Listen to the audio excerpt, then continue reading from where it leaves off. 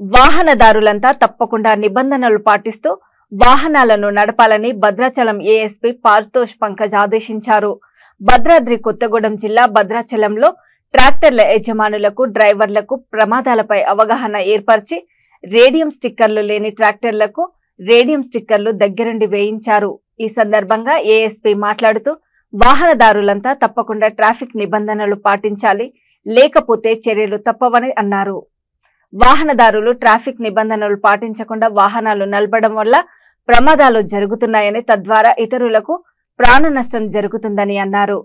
Rash driving, drunk and driving వల్ల ప్రమాదాలు ఎక్కువగా జరిగే అవకాశం ఉందని, ఇలా వాహనాలు నడిపే వారిని పట్టుకొని కేసులు నమోదు చేయడం జరుగుతుందని అన్నారు.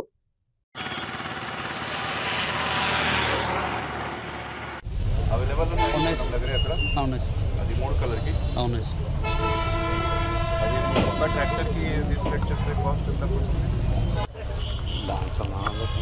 అది కాదు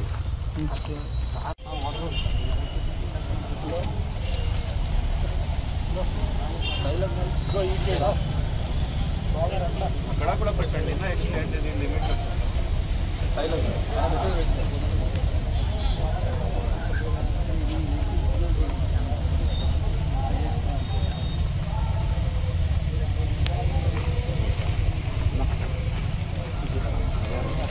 ना प्लीज मेरा